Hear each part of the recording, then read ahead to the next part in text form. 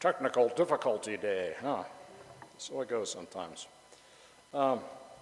For years, I taught in the social work school at the University of Southern California, part-time gig while I was doing my main job.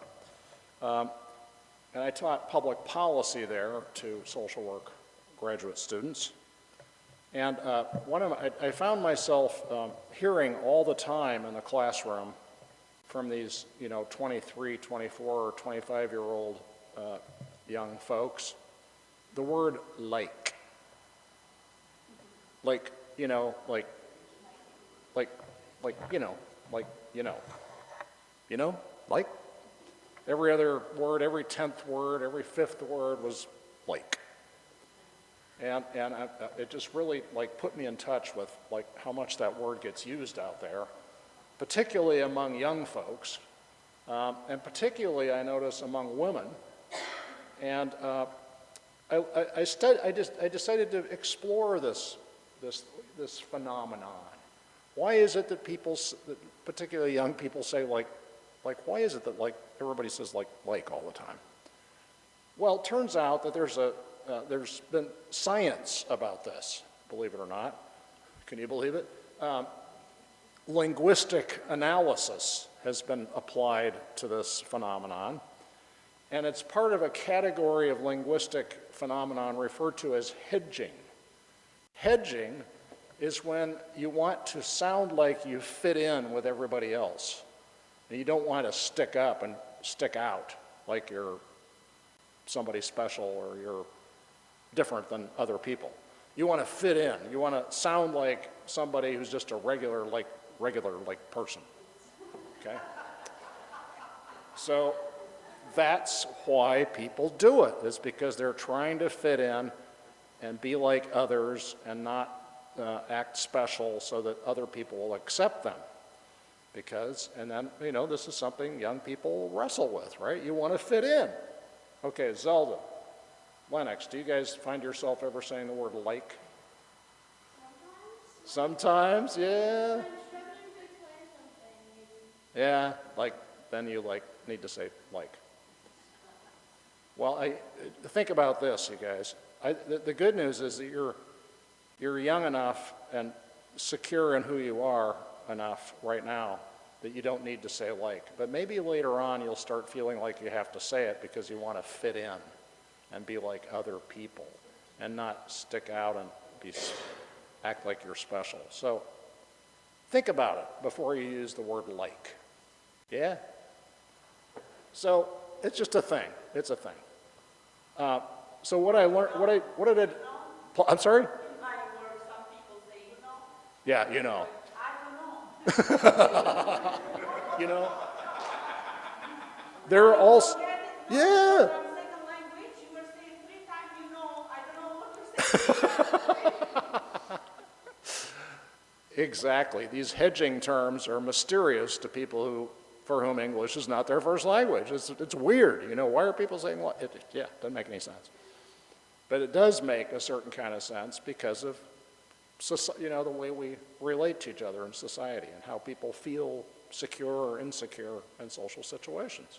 But there are all sorts of other forms of hedging, like you say, saying,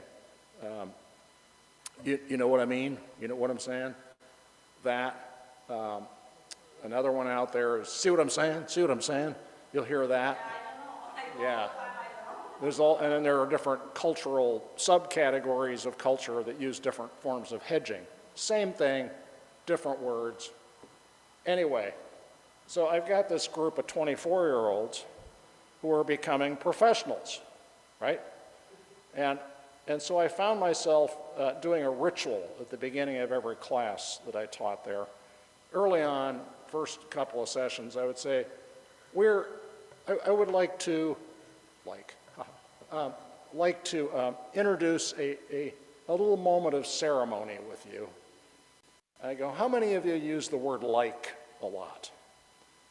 And they smiled, and pretty much everybody stuck up their hands. I go, well, friends, you have just started social work graduate school. You are now, as of today, first day of class at the University of Southern California Graduate School, professional schools of social work. You're going to be therapists, you're going to be leaders, you're going to be activists, and you need to sound like you take yourselves seriously so that other people will take you seriously, because they need to take you seriously in order for you to be useful to them. So I would like to take now a moment of silence, my dear friends, and celebrate all the years that you spent saying the word like. And just remember your youth and how wonderful it was to be young and without a lot of responsibility. Wasn't that wonderful? We'll take a moment to grieve the loss of that time, and at the same time to embrace life without the word like being used every 5 words. And they would smile and sit there, and I'd say, let's close our eyes and have a moment of silence to mark this moment of you becoming professionals, grown-ups who act like others should treat you seriously.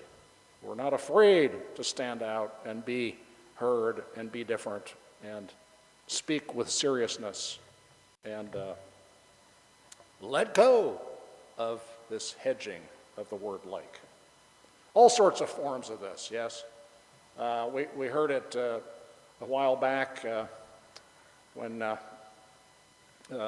State of the Union, and then after Biden's speech, then there was the Republican response, which was from Senator Katie Britt of Mississippi, Alabama. Anyway, that was classic, because here's this United States senator, right? In the background is a kitchen, so she's posing as a housewife, right? United States senator, posing as just a meek housewife, and she was speaking in hedging language, a special kind of hedging language called fundamentalist baby voice, right? And it is a cultural thing in that world, high-pitched, submissive-sounding hedging. It's hedging. So here's this woman who is a United States Senator, U.S. Senator, speaking in fundamentalist baby voice in a spotless kitchen that she could not possibly be using these days because she's a United States Senator. Anyway, mind-boggling, really. But there's a whole culture of this in evangelical and fundamentalist Christianity, and it takes different forms. One of them is fundy baby voice of women who are expected to talk this way. But everybody, men and women and otherwise included, also there's this culture. One comedian made kind of merciless fun of it. He calls it evangelical Tourette's. Tourette syndrome, where you can't help but say, make these utterances, right? It's a tough thing.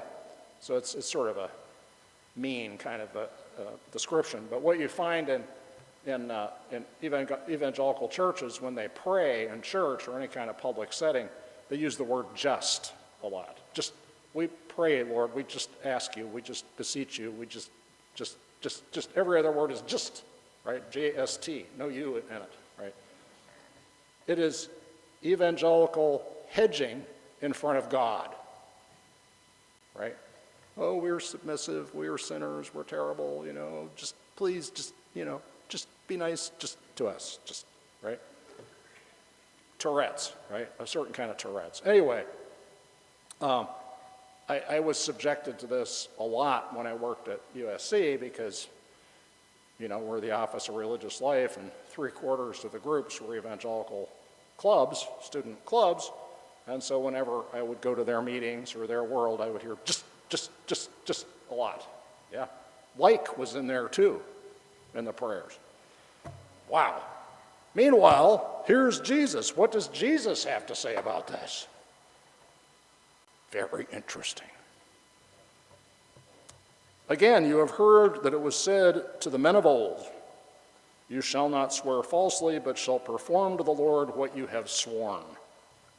But I say to you, do not swear at all, either by heaven, for it is the throne of God, or by the earth, for it's his footstool, or by Jerusalem, for it is the city of the great King, who is God. And do not swear by your head, for you cannot make one hair white or black. Anybody dye their hair? You do? You're dyeing your hair? You're dyeing your hair? Already? Serious? Whoa, dude, really? That's fun. Okay, we'll talk about that later. Let what you say be, Jesus says, let what you say be simply yes or no. Anything more than this comes from evil. Kind of great, huh? He's saying, don't swear at all. Don't make oaths that involve divinity. Forget it. Just let your yes be yes and your no be no. Jesus was against hedging. This is from the Sermon on the Mount. He's saying, give it up. Give up this just business. Give up this like business. Just say yes, just say no, say what you mean, say it out loud. Be serious. And by the way, you can be serious even when you're funny. Have you noticed that some of the best comedians never smile or laugh? Mark Twain, probably the funniest American in the history of the country, never smiled or laughed. He had a big bushy mustache. He would talk like this and tell jokes, and everybody would be screaming and howling with laughter. And he's up there. Yeah, crazy guy saying crazy stuff. Like this. Yeah. Serious humor. Some of the best comedians are like that. And then some of the most serious-looking people aren't serious at all. We don't even need to name names about that, do we? Yeah. People who scowl all the time and talk like they're serious. But then you listen, you go, no, it's not there. It's not happening. Swearing. Okay, you guys know any swear words? La la la, don't say them, don't say them. No. That I swear to God, here is like, we're just saying, I don't know for what they swear, but I question all the time. What is that to swear to the God? When I say I swear to the God, it would be very big things to say, I'm swearing to the God. I hear that every. Yeah, and it's in our culture, right? So you got, you swear in, right? You swear in people in court. They make an oath. They swear. Put their hand on the Bible or something, and they swear. Now, there's something to it. There is something to that. It's like when you say out loud what you're going to do, there's science behind this, too. Let me give you an example. I'm going to, Tiff, do you mind coming up for a minute? Yes, you. You. With which hand will you be marking your ballot in the November election? May love guide your hand to vote for the common good. Can you spread that around? Do it all with each other if you don't mind. Shake each other's hand. With which hand will you be voting in the upcoming election? May love guide your hand to vote for the common good. Spread that around.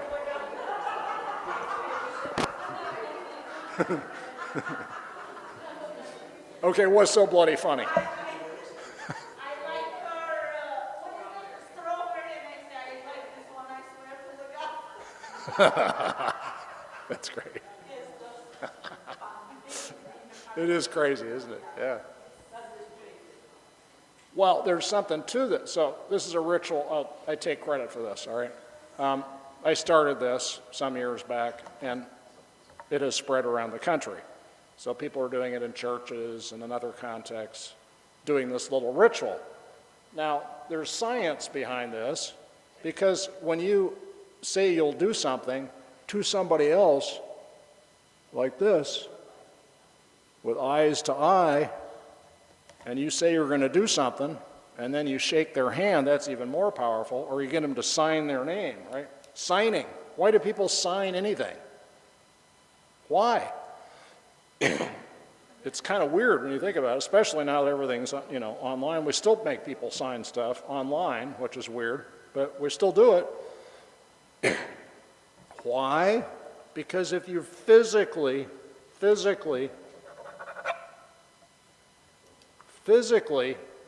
sign something that you have agreed to do, it is more likely that you will do this, and we have this as a matter of social science has shown that that is the case, right?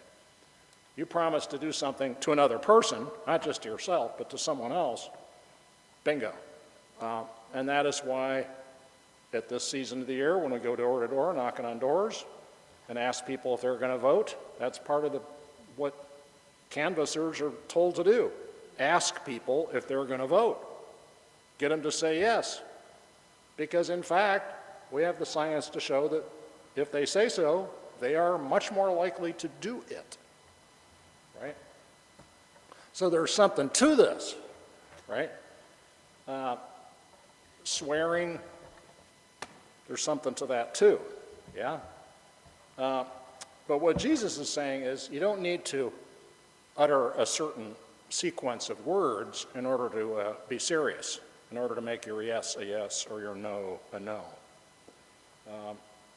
Just make up your mind and say what you're going to do and then do it, right? And telling the other people that you're going to do it, that's every bit as good as swearing by anything. Swearing, so swear words, right? You're hearing swear words. You guys are hearing swear words all the time, right? Why do we call them swear words? It's weird, isn't it? It's like, so there's swearing on the Bible that you're, like, I solemnly swear that I will do the duties of the President of the United States and uphold the United States Constitution, right? That's swearing. And then there's all these cuss words, right? And that's swearing. Does that add up? Is that the same thing? Well, it turns out the cuss words came from the religious thing, or the swearing thing, right? So you would swear by the Bible or by God that you would do something.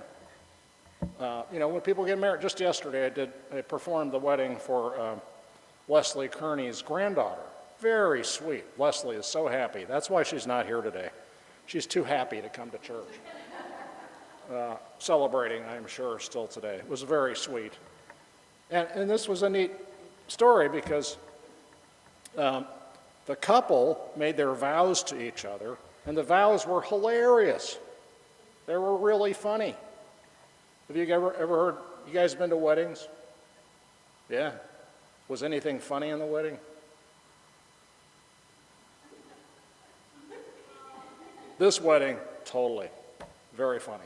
Their vows were funny, but they were also very powerful. Yeah? They were powerful because you could tell they were serious about each other. Now, when people get married, they make all these promises, and then, 1/3 of marriages end in divorce, and then you're going to go, well, what's up with that? Well, you know what?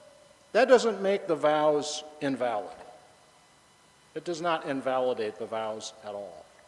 Because the vows are talking about an eternity in the present, right? The forever of today, and today, and today, and the next today, and the next today, the next today. Your vows are only as good as you practice them every day, right? And then situations change for all sorts of good reasons sometimes. Things change, and then that relationship has to change, and that's the way it is. That doesn't make the vows invalid at all, right? They can still have their validity. So it's not like when people get married, they're not swearing on a stack of Bibles that things will never change. That's not the point. That's not the point at all.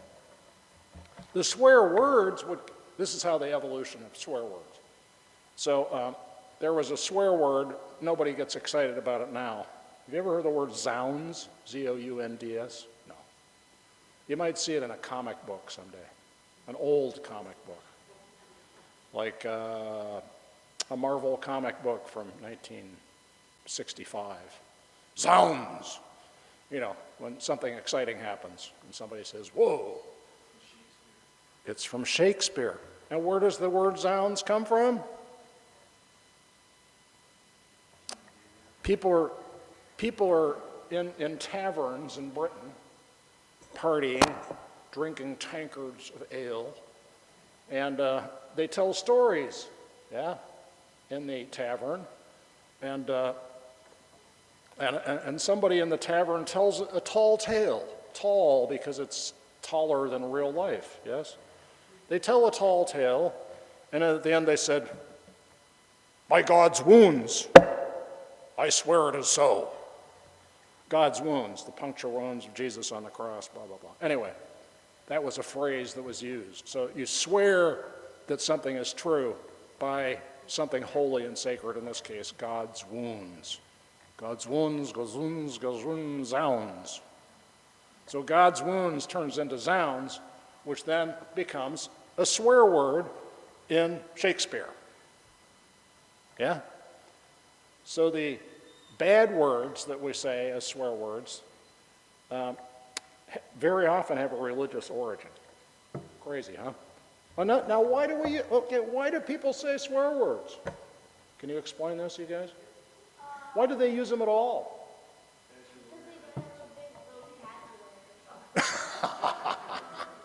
Thank you, because they don't have a big vocabulary. Yes, their horizons are circumscribed when it comes to language. Yeah, that's a problem, isn't it? Yeah, that's probably a lot of it. But another thing is, what I notice is, people use swear words when they want to make a big deal about something, when they get excited, angry, or happy even. They want to emphasize what they're saying, so then they use a cuss word. When I use cuss words, that's what I'm doing. I probably use too many cuss words myself, swear words. But that's how, so we say these things for emphasis. But you know what? What Jesus is saying here is he's saying, whatever you say it with emphasis, and then you don't need to use swear words. You don't need to swear. You don't need to swear on a stack of Bibles. You don't need to swear at all, right? Everything you say, be serious about that. Even if it's funny, be serious about what's funny, right? Put it out there and make it stick, yeah? Make it so people will take you at your word, no matter what it is. Now, how do we get to that point of being serious about our words? There's a neuroscientist at Stanford, Sapolsky, has written about the problem of free will.